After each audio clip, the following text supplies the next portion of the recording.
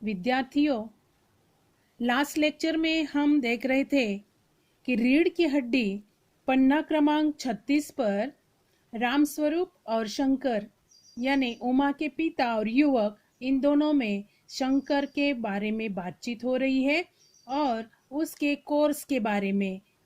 उन्होंने प्रश्न किया है कि तेरी पढ़ाई पूरी होने में अब साल भर ही रहा होगा, और उत्तर मिलता है कि नहीं, साल 2 साल बाकी है और एक आध साल का मैं मार्जिन यानी अंतर रखता हूँ।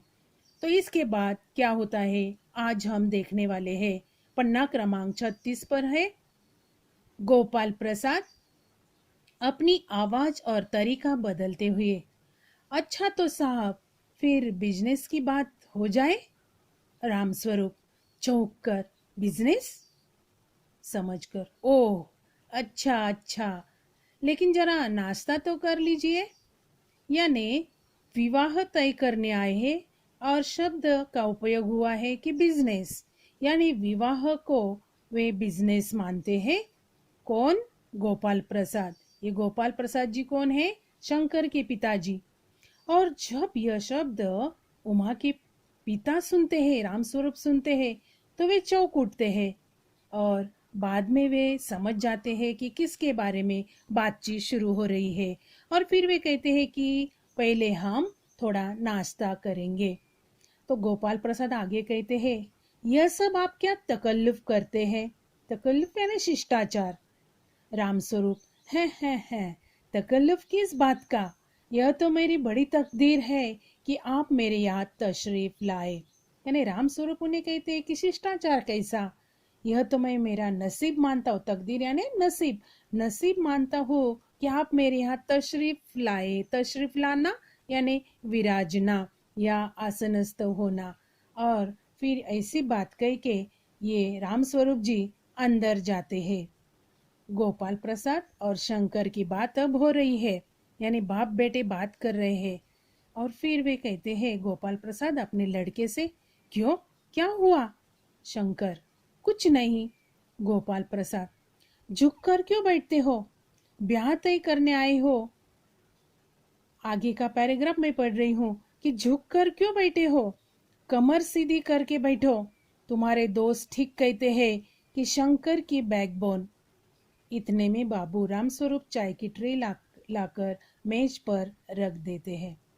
यानी यहाँ तक हमने देखा कि जैसे ही रामस्वरूप जी घर के अंदर जाते हैं, यानी कुछ तो भी लाने के लिए, फिर शंकर और गोपाल प्रसाद इनकी बात होती है। वे अपने बेटे से कहते हैं कि क्यों, क्या हुआ? और शंकर कहता है कुछ नहीं। आगे का पैराग्राफ, गोपाल प्रसाद झुक कर क्यों बैठते हो? अपने बेटे से कहते हैं कि आप, हम कहाँ आए हैं? ब्याह तय करने आए हैं। कमर सीधी करके यानी स्ट्रेट बैठो। तुम्हारे दोस्त बराबर कहते हैं। बेटे से डांटते हैं। शंकर की बैकबोन, बैकबोन का अर्थ रीढ़ की हड्डी यानी झुक कर बैठना। और फिर ऐसी दोनों की बात चलती है। इतने में ही रामस्वरूप चाय की ट्रे लेकर आते हैं और मेज पर रख देते हैं। गोपाल प्रसाद, आखिर आप माने नहीं। यानी उमा के पिता को वे कहते हैं कि आखिर आपने हमारा माना ही नहीं, आप कुछ तो भी लेकर आए ही है। फिर रामस्वरूप चाय प्याले में डालते हुए, है आपको विलायती चाय पसंद है या हिंदुस्तानी? यानी वे उनसे प्रश्न करते हैं कि कौन सी चाय आपको पसंद है। गोपाल प्रसाद, नहीं नहीं साहब, मुझे आधा दूध और आधी चाय दीजिए और जरा चीनी भी ज्यादा डालिएगा। शंकर खंकरा कर, खंकराना यानी गला साफ करना, सुना है सरकार अब ज्यादा चीनी लेने वालों पर टैक्स लगाएगी। यानी जैसे ही गोपाल प्रसाद रामस्वरूप से कहते हैं कि मेरे चाय में जरा चीनी ज्यादा डालो, तो बेटा बाप से कहता है कि सरकार अब ज्यादा चीनी जो लेने वाले हैं उनके ऊपर टैक्स लगाएगी। ऐसी बातचीत करते हैं। अब हम देखेंगे पन्ना क्रमांक 37 पर। गोपाल प्रसाद चाय पीते हुए, सरकार जो चाहे सो कर ले, पर अगर आमदनी करनी है तो सरकार को बस एक ही टैक्स लगाना चाहिए। यानी वे कहते हैं चाय पीते पीते कि सरकार को जो करना है करने दो, मैं चाय तो पी के ही रहूंगा, टैक्स लगाना है तो बस एक ही टैक्स लगाना है। फिर रामस्वरूप कहते शंकर को प्याला पकड़ाते हुए, वह क्या, यानी टैक्स कैसा? गोपाल प्रसाद, खूबसूरती पर टैक्स। रामस्वरूप और शंकर हंस पड़ते हैं। मजाक नहीं साहब, यह ऐसा टैक्स है जनाब कि देने वाले चू भी न करे। यानी अब खूबसूरती की बात हो रही है। वे धीरे धीरे इस शादी ब्याह के विषय पर आ रहे हैं।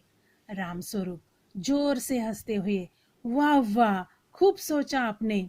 वाकई आज खूबसूरती का सवाल भी बेढब हो गया है। हम लोगों के जमाने में तो यह भी कभी उठता भी न था। और तश्तरी गोपाल की तरफ बढ़ाते हुए, लीजिए। यानी राम स्वरूप गोपाल प्रसाद से कहते हैं कि पुराने जमाने में ये बातें नहीं होती थी।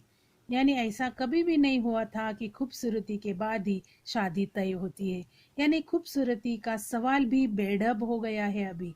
यानी ऐसा पूछा भी नहीं जाता था। और चाय देते हुए वे गोपाल जी को कहते हैं कि लीजिए।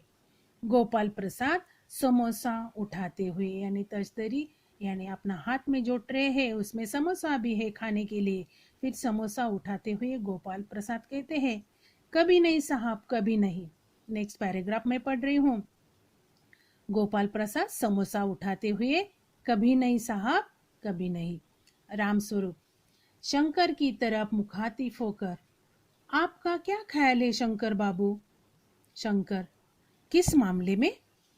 रामस्वरूप, यह कि शादी तय करने में खूबसूरती का हिस्सा कितना चाहिए। अब शादी की बातचीत हो रही है, देखो कि खूबसूरत होना कितना होना चाहिए, खूबसूरत यानी हिस्सा कितना चाहिए शादी में खूबसूरती का। गोपाल प्रसाद बीच में ही, यह बात दूसरी है बाबू। रामस्वरूप, मैंने आपसे पहले भी कहा था, लड़की का खूबसूरत होना निहायत जरूरी है और जायचा तो मिल ही गया होगा।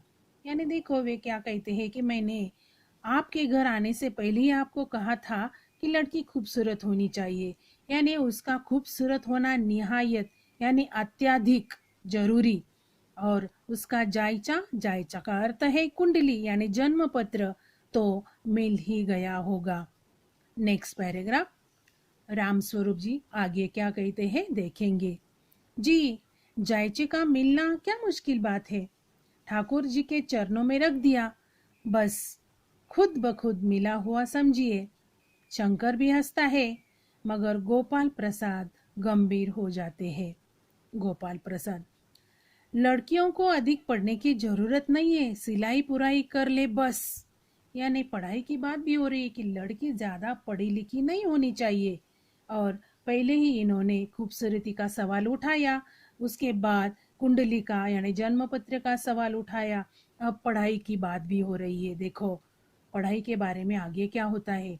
रामस्वरूप, है मेज को एक तरफ सरका देते हैं और फिर अंदर के दरवाजे की तरफ मुंह कर जरा जोर से, अरे जरा पान भिजवा देना।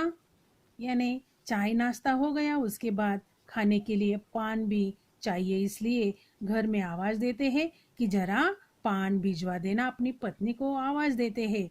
फिर उस समय क्या होता है, उमा पान की तस्तरी अपने पिता को देती है। उस समय उसका चेहरा ऊपर को उठ जाता है और नाक पर रखा हुआ सुनहरी रीम वाला चश्मा दिखता है। बाप बेटे चौंक उठते हैं।